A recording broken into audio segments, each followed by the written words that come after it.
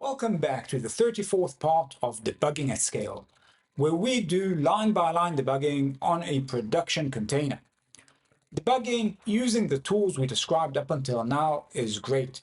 We can solve many problems using these tools, but they are not debuggers.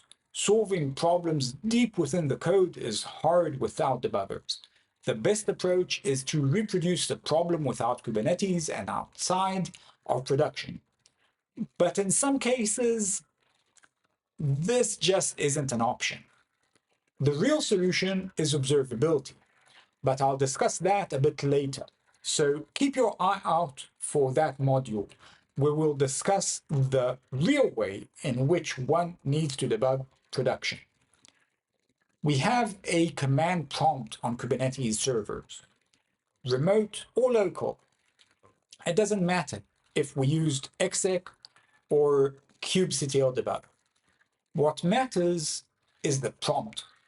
So one approach is to use a command line debugger. In Java, I can use JDB, but pretty much every programming language has their own source level command line debugger. DB is a command line interface for Java. Essentially, it's the equivalent to JDB. The process of doing this is simple. First, we need to kill the process and relaunch it with debugging turned on using a command like this one, the one I have here. If this seems familiar, it's because we discussed this in the first module when covering remote debugging. The concepts are exactly the same. I explain it in depth in that video, so I won't repeat it here. I also covered two important concepts there.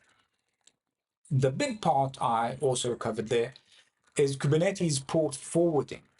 We can expose a remote port locally, so we can use standard IDE remote debugging and log directly into Kubernetes. That video also covered all the dangers involved with that, so I won't repeat them here. Because of those security issues, we shouldn't touch the manifest. We don't expose JDWP onto the external world. This is a huge security vulnerability.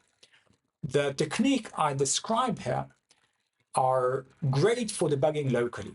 In fact, some developer tools like Scaffold do that implicitly when you run in the debugger. They launch the remote debugging with port forwarding configured to the application running in the container. But for production, we need something more than that. An observability solution is usually the right answer.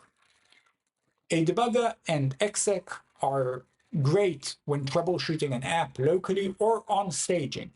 kubectl debug is designed for production, but it's a challenging balance. In the next video, we'll discuss common configuration issues in Kubernetes. If you have any questions, please use the Slack channel to ask them. Thank you.